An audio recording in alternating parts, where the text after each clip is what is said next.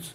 C'est un infini honneur de vous recevoir dans cette université, d'autant plus que vous avez passé la plus grande partie de votre vie à vous poser des questions sur la pédagogie.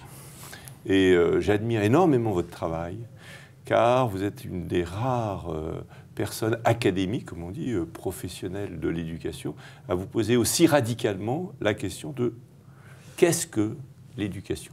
Est-ce que vous pouvez nous dire un peu la genèse de votre démarche et comment vous en êtes arrivé à vous poser des questions de l'éducation? Ça a commencé très tôt dans ma vie, déjà au moment où j'étais censé de choisir une filière d'études. Parce que je ne savais pas laquelle choisir, j'étais intéressé par trop de choses. Donc du coup, déjà, d'être forcé de choisir une filière pour quelqu'un qui a des intérêts transversaux, c'est un défi. Donc c'était mon premier défi. Ensuite, mon parcours est atypique dans le sens où je me suis intéressé à différentes choses, dont la psychologie sociale, les nouveaux médias, les apprentissages, les systèmes culturels, etc., etc. Et tout ça, ça ne rentre pas dans une filière, mais il faut aller voir à gauche et à droite. Oui, vous étiez déjà dans une certaine transdisciplinarité. Oui, un peu par nature. Et finalement, vous faites un doctorat, mais tout de même dans un sujet déterminé.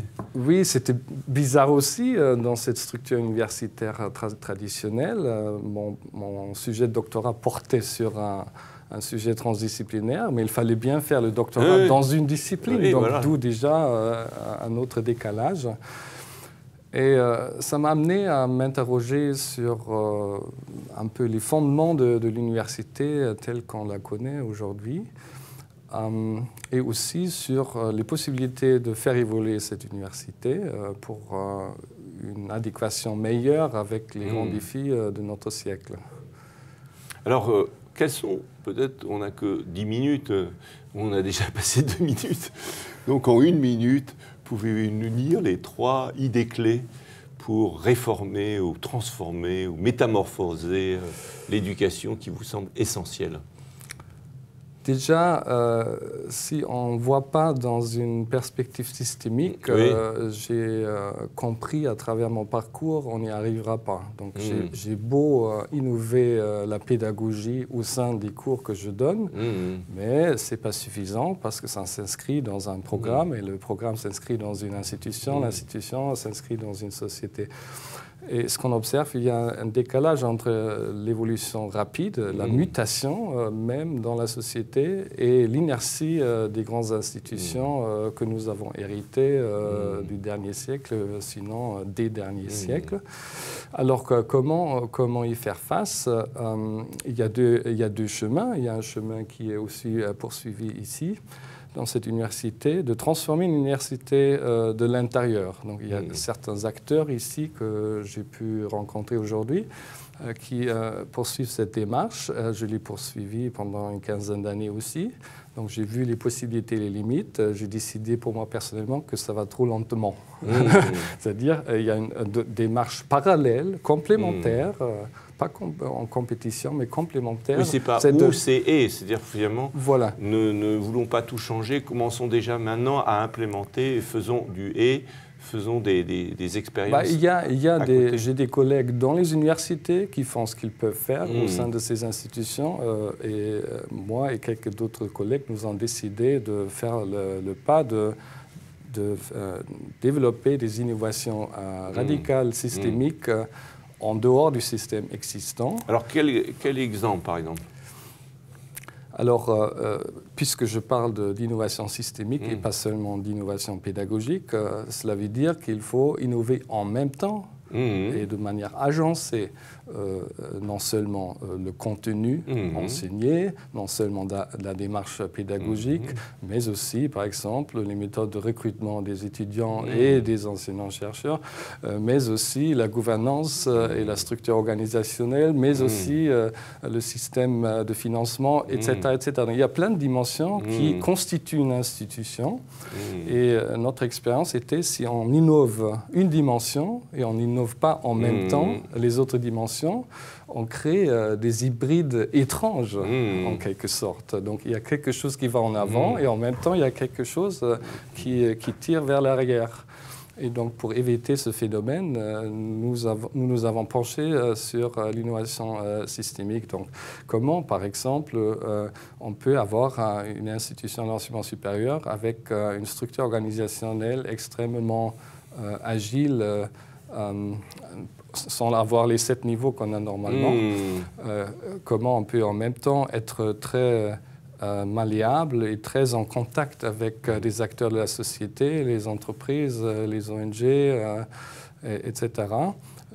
Comment on peut faire venir des participants qui ne sont pas seulement des étudiants classiques, mais qui sont aussi des personnes en formation continue, qui sont aussi des responsables d'institutions, pour avoir un vivier de potentiel divers qui permet la co-création, justement, qui vit sur la base de cette diversité. Et ce que font les institutions comme les universités classiques, c'est de séparer ces groupes cibles.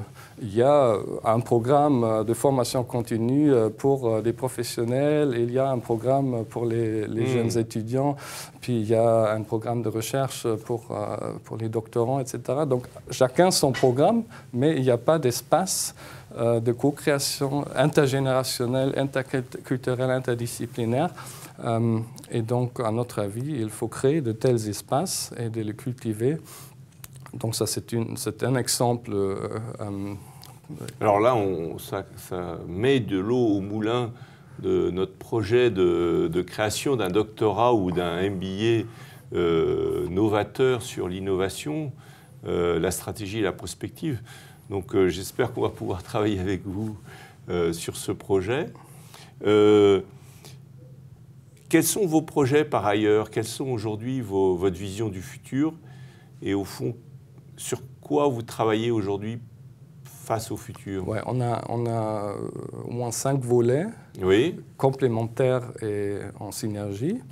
Il y a le volet de la création d'une vision, une vision très concrète, pas d'une vision générale de l'avenir de l'enseignement supérieur, notamment une vision qui permet de créer un modèle qui peut être reproduit, tout en étant contextualisé dans différentes... Une sorte de matrice de l'éducation supérieure qui permet de répandre une sorte de virus de transformation. Voilà. Deuxièmement, un volet de veille, d'observatoire, des innovations qu'on observe, qui émergent. Donc, j'ai collectionné des douzaines, des centaines d'exemples et nous les analysons.